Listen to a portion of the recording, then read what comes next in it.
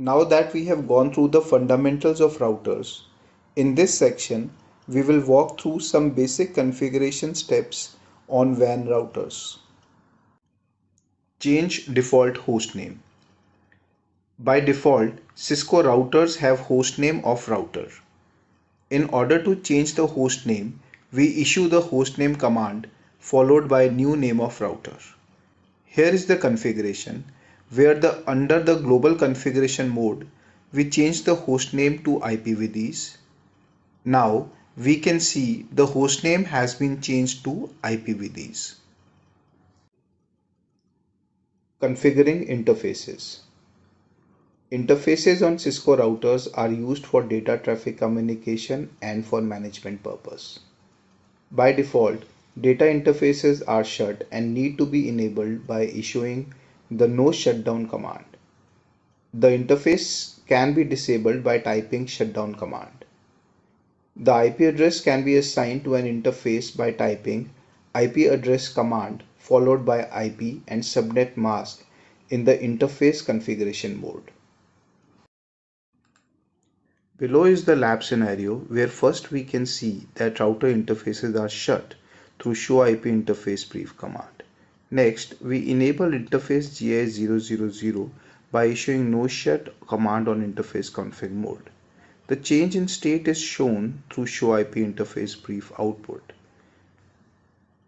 The same interface can be brought administratively down by issuing shutdown command.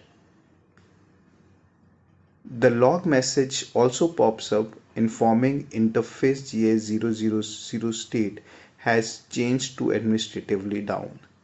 Next, we issued show IP interface brief command to doubly sure of change in state.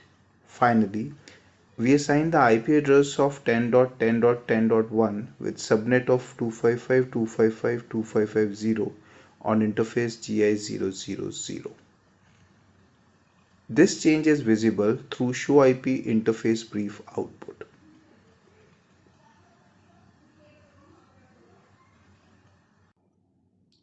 Configuring passwords. Console port is an out-of-band management port on Cisco router and needs to be assigned a password. The password can be assigned under line console 0 followed by login keyword in next line. In same way, password can be given for Telnet access under line VT by 04. The same is shown in lab setup where first we assigned password to line console 0 which is Cisco.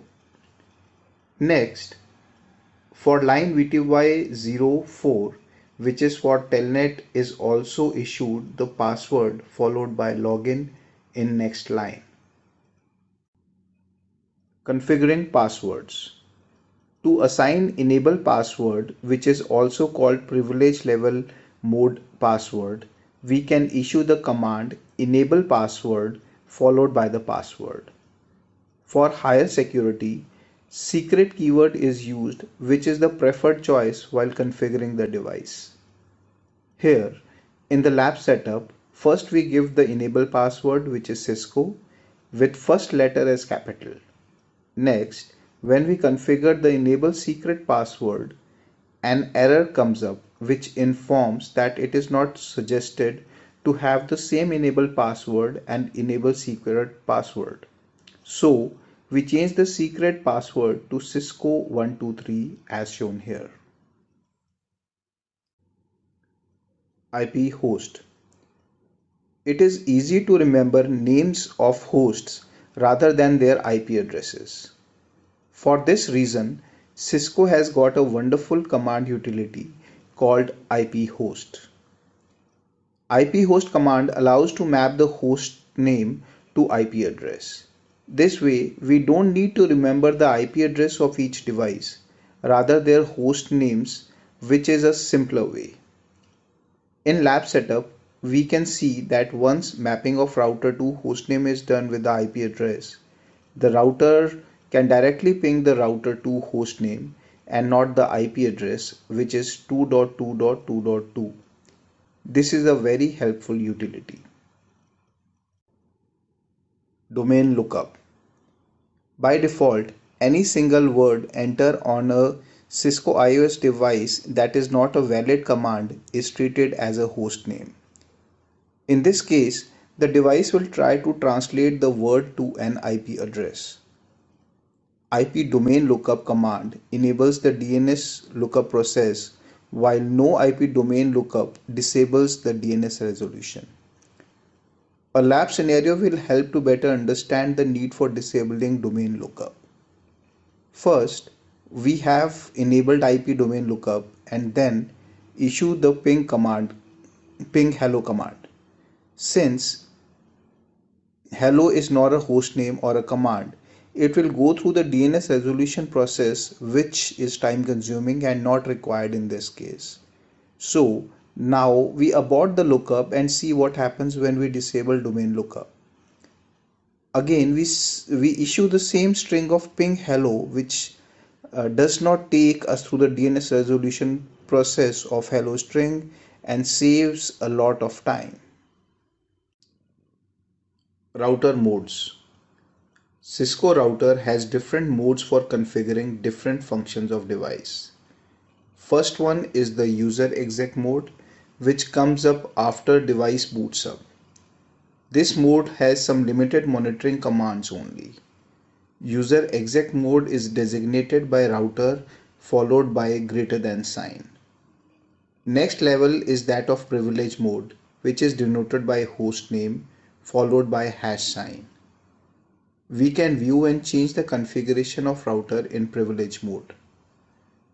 Global configuration mode is the one which affects the global router configuration, like running configuration and device local database. Global config mode is represented by hostname and config in bracket followed by hash prompt. Interface configuration mode is limited to configuration of interfaces and does not affect the overall router configurations. Functions like assigning IP address to router interface and speed setting come under the interface configuration scope. Interface config mode is represented by hostname with config if in bracket followed by hash prompt. Router modes. In order to move user exec mode to privilege mode, we issue enable command. Further, for moving from privilege mode to global configuration mode, issue the configure terminal command. And lastly, in order to move to interface configuration from global config mode, interface command followed by interface number is issued. Below is the example where first enable command changes the prompt from greater to hash. Next, on typing configure terminal, the prompt of host name with config comes up. Lastly, by issuing the interface GI000, router moves to interface configuration mode.